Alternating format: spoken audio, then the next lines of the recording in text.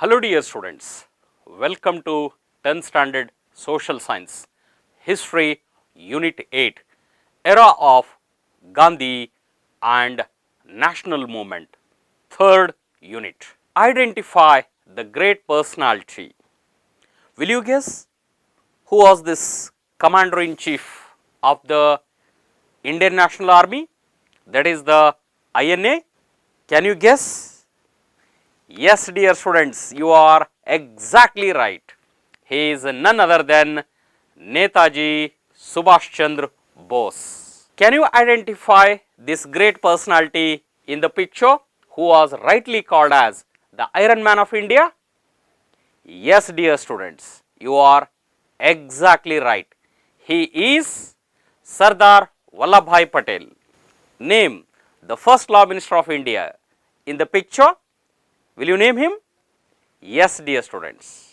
He is Dr. Baba Saheb Ambedkar. In the early units, you learnt about life of Gandhiji, Gandhiji's beginning struggles in India, achievements of Gandhiji's inner life, Jallianwala Bagh massacre and Khilafat movement, non-cooperation movement, civil disobedience movement, Quit India movement. In this part, we are going to discuss about Netaji Subhash Chandra Bose and his INA, Dr. B.R. Ambedkar and his reformations, especially for the untouchables and in the field of Indian Constitution. Jai Prakash Narayan, Muhammad Ali Jinnah, Pandit Jawaharlal Nehru, and last but not the least, the partition of India. So, these are the things that we are going to discuss in today's class. Yes, dear students, let us start our class with the discussion of the legendary leader Netaji Subhash Chandra Bose. Netaji Subhash Chandra Bose was from Cuttack of Odisha.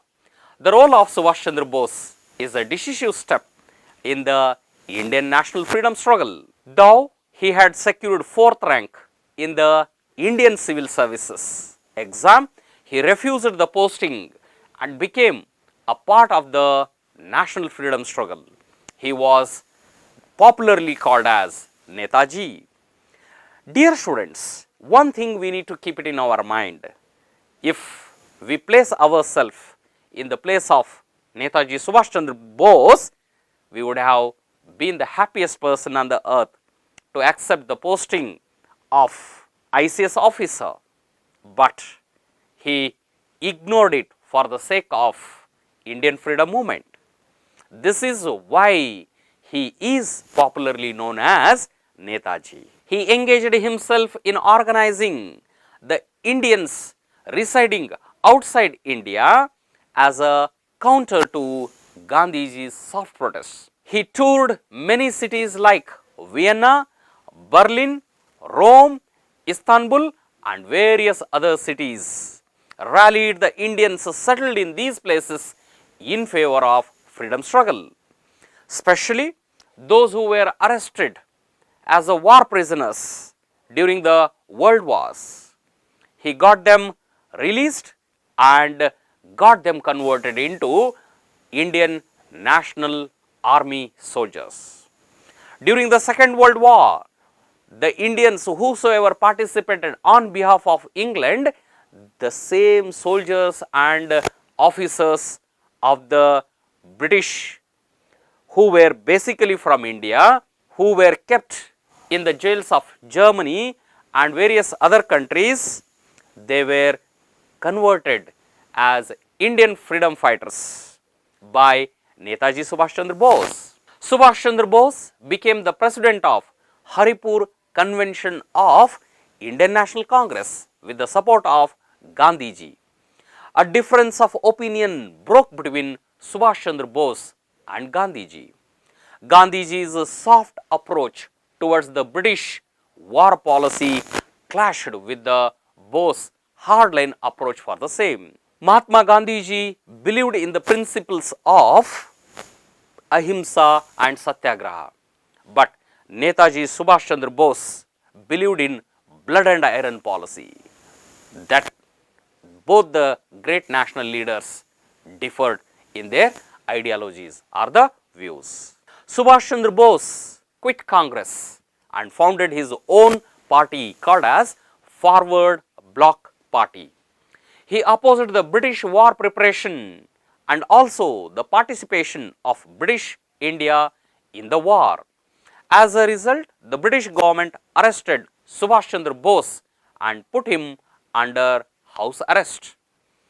This was a new turn in the life of Netaji Subhash Chandra Bose. Being at the house arrest, he planned how should be the future freedom struggle and how India could be freed from the clutches of the British.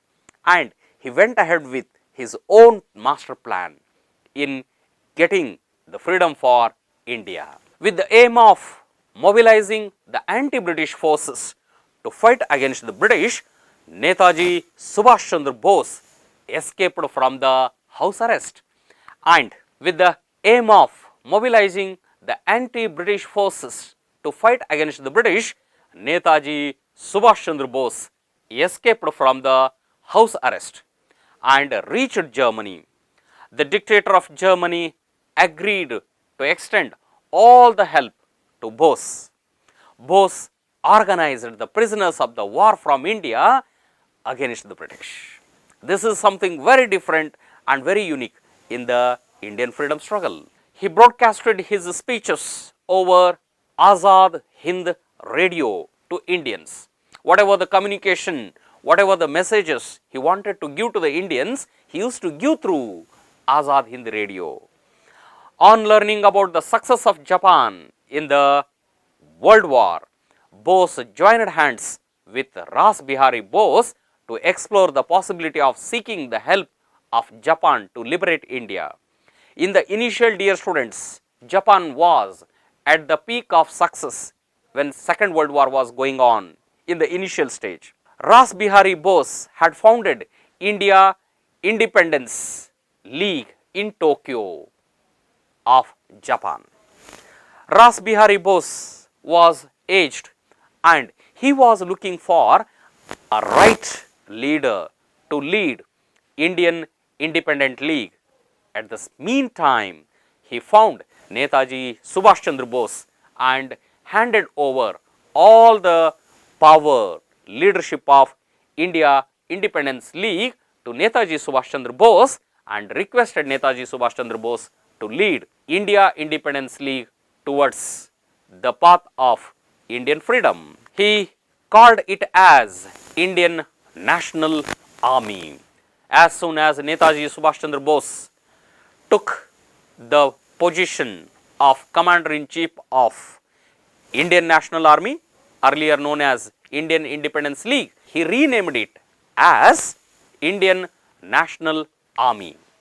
Bose gave the call, Delhi Chalo or Chalo Delhi.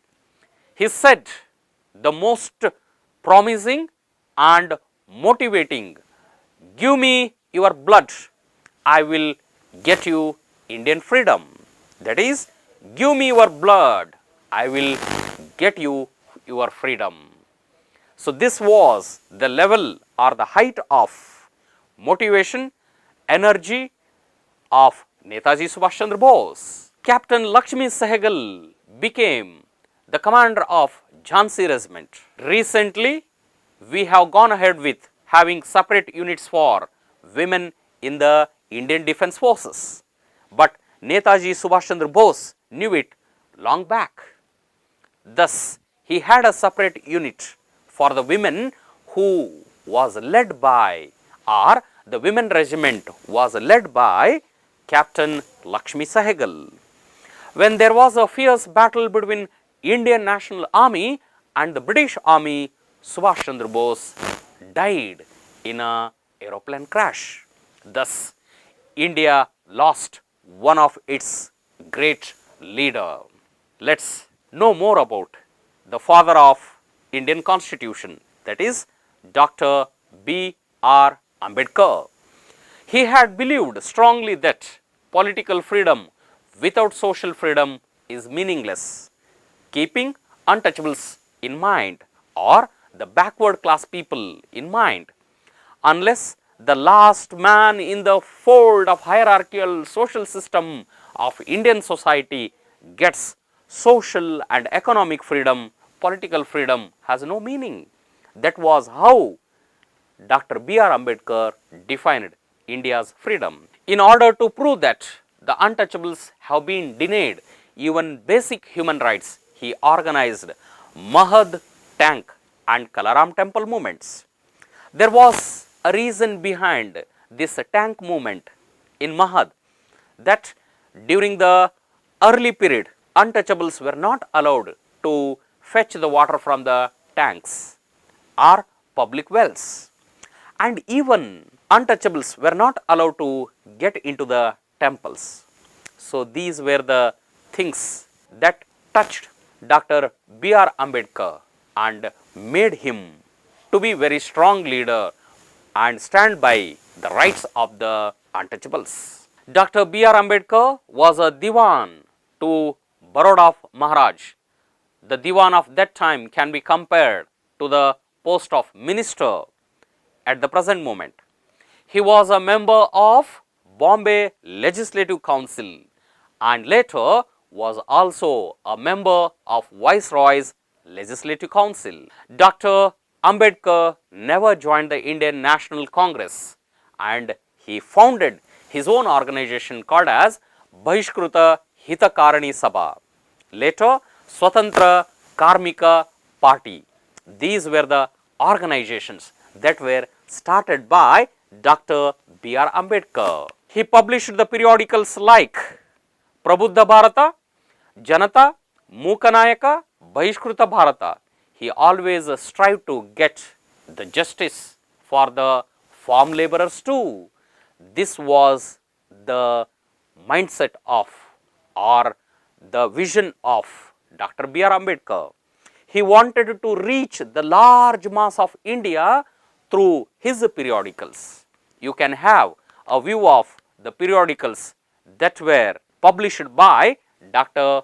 B.R. Ambedkar.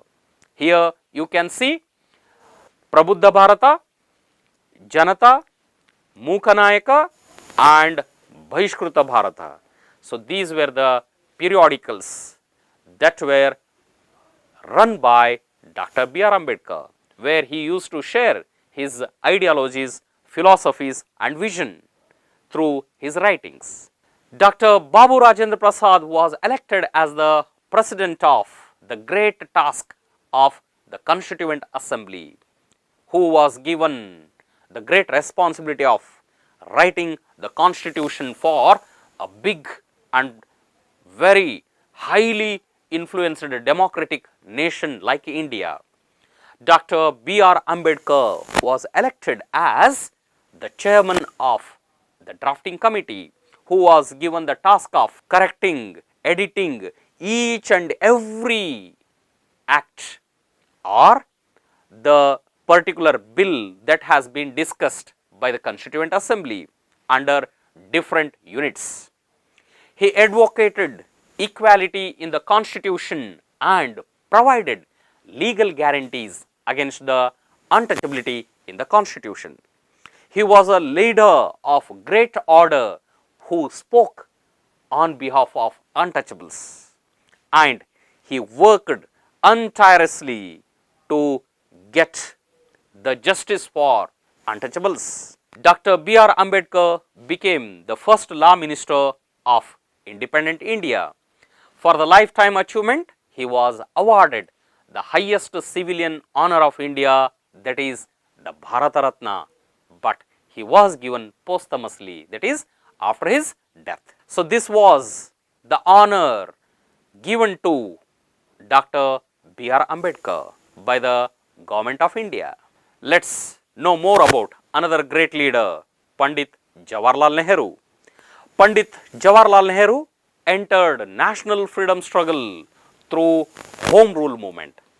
He played a prominent role in the non-cooperation movement, which was held during 1920. Pandit Jawaharlal Nehru was a leader who had great vision for the development of India, and in achieving India's independence, he played a key role. He became the president of Lahore session of Indian National Congress, which had the goal of Purna Swaraj, and for the first time he declared that India wants complete freedom.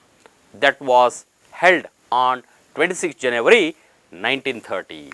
Nehru and Subhash Chandra Bose founded a Socialist Congress Party in 1934. As he was highly influenced by the communist ideologies, he believed in socialism and getting social aspects, that is socialism aspects, equality for every individual in the nation very clearly to each and every one. As the Prime Minister of India, he can be seen as the architect of industrialization and modern India. He also laid foundation for the diverse culture of India by implementing language based reorganization of the state's policy.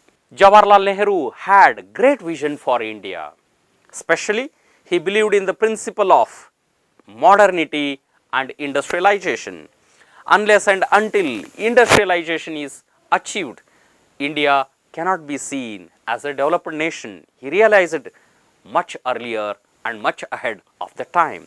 Thus, he gave lot of importance to industrialization, and also he gave more importance for the establishment of production units in India itself. Jawaharlal Nehru became instrumental in the integration of India, which was achieved through the Home Minister of his cabinet, Vallabhbhai Patel, who was rightly known as the Iron Man of India, who was successful in bringing all the princely states of India together. Sardar Vallabhbhai Patel played very prominent role in getting India as a single unit, which was divided into more than 562 princely states or 562 units. He was rightly called as Sardar or Iron Man of India. He sought to develop India through 5-year plans. Jawaharlal Nehru made a deep study of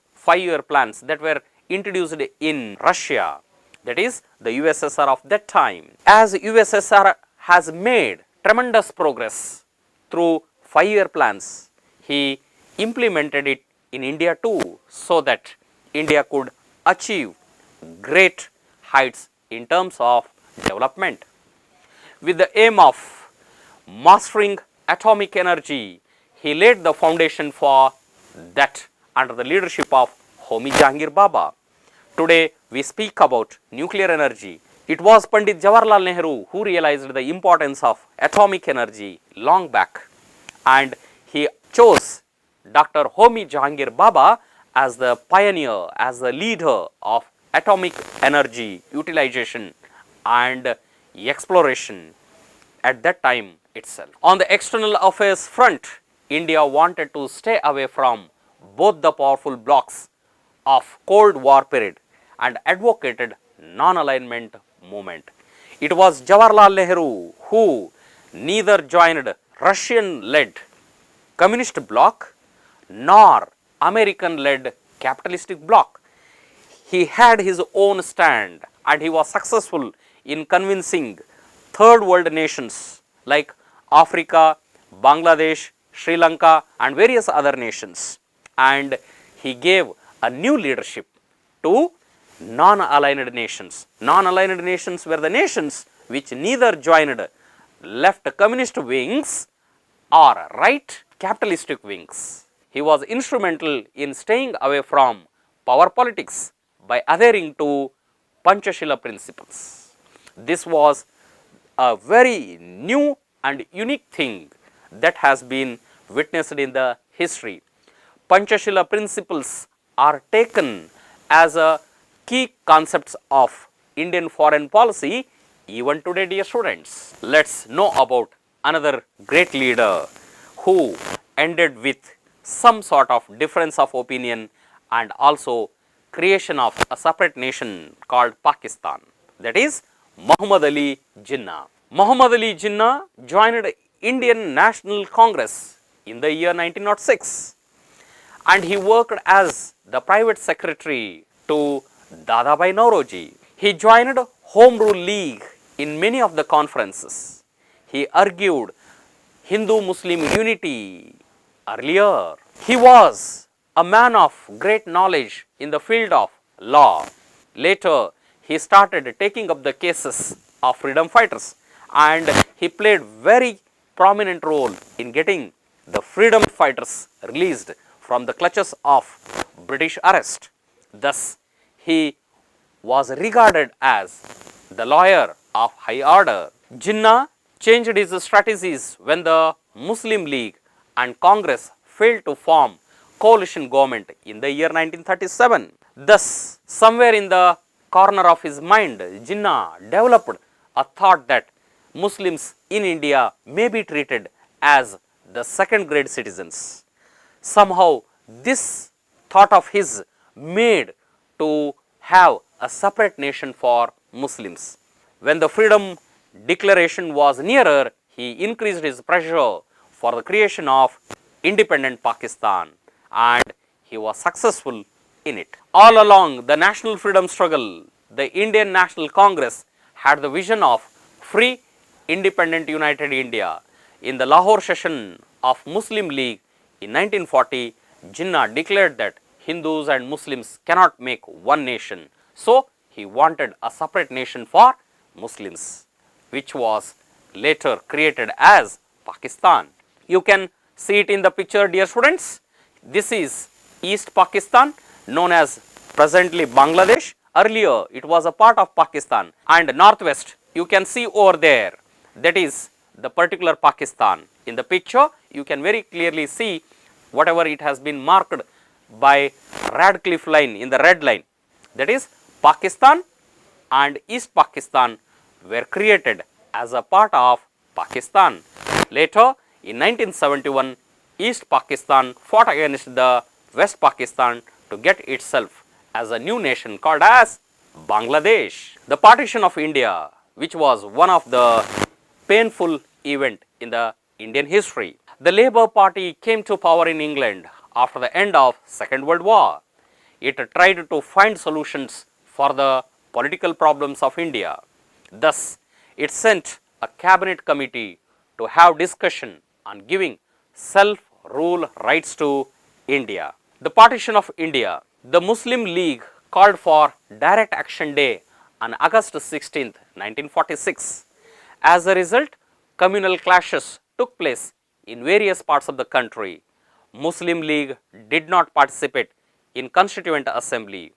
The British were also interested in creating division between Hindus and Muslims, so that these people may depend for further any of the trade, commerce, politics, any of the things on England.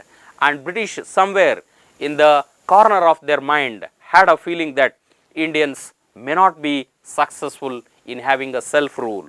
They may come back to the British to continue to rule. They wanted India to be divided as India and Pakistan. Meanwhile, the British government sent Lord Mountbatten as a viceroy to India, telling that it wanted to hasten the process of handing over the power. In 1946, Mountbatten held discussions with Gandhiji, Jinnah and other leaders to prepare a plan for the partition of India. All the talks that were organized to unite India and give freedom to India as one nation failed. Finally, India was supposed to be divided and given the independence as two separate nations. You can see in the picture Lord Mountbatten and Pandit Jawaharlal Nehru. In July 1947, the Bill of India Independence took the shape of an act. On August 15, 1947, two new nations, India and Pakistan, were created. This gave a new turn and end to the Indian freedom struggle. You can see in the picture the Radcliffe line, that is the commission or the committee of Radcliffe that divided India and Pakistan. Radcliffe-Brown Commission marked the boundaries between two nations. Pandit Jawaharlal Nehru took oath as the first Prime Minister of India.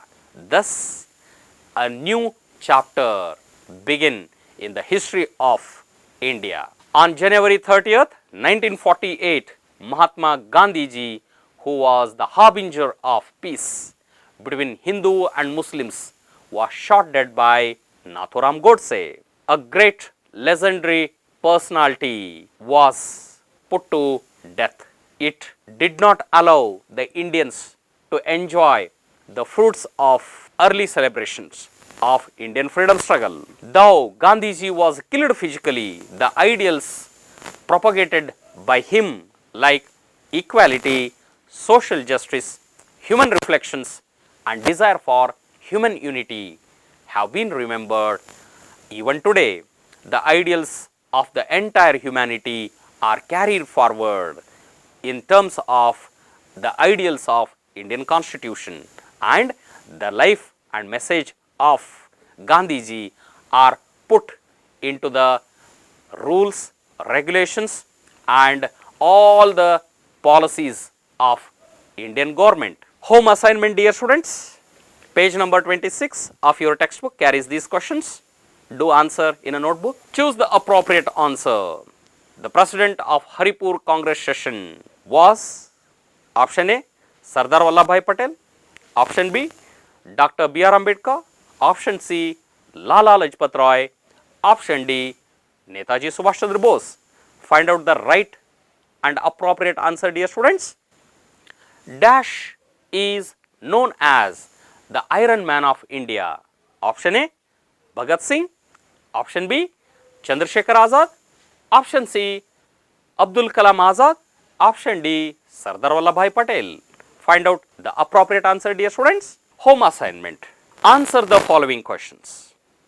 Explain the achievements of Netaji Subhash Chandra Bose in independence movement. Second question. Explain the various tribal revolts in the history of Indian independence struggle. Third question. Explain the major achievements of Nehru as the Prime Minister of India. Let's quickly recall, dear students, what all we have studied in our class. In today's class, we studied about Netaji Subhash Chandra Bose and his INA, his contribution towards India's freedom struggle. We even studied Dr. B.R. Ambedkar and his reformations, especially for the backward classes in India. We even discussed about Jai Prakash Narayan and his socialism ideology. We studied about Muhammad Ali Jinnah and creation of separate Pakistan. We studied about Pandit Jawaharlal Nehru as a architect of modern India. We even studied about the partition of India and the end of Gandhiji. Dear students, in our class we studied all these things, and here we come to an end of this chapter. Here we come to an end of this chapter. Let's have a quick recall of all the things what we have discussed in all the units.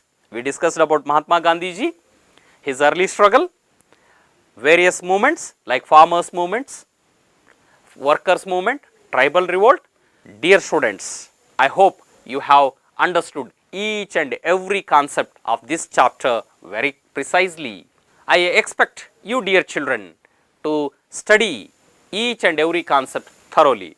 Wishing you all the success. This is Sharan Basappa, HOD, Social Science Department, Kamil High School, Judges Colony, Bashweshwar Nagar, Bengaluru 79, Bengaluru North 1.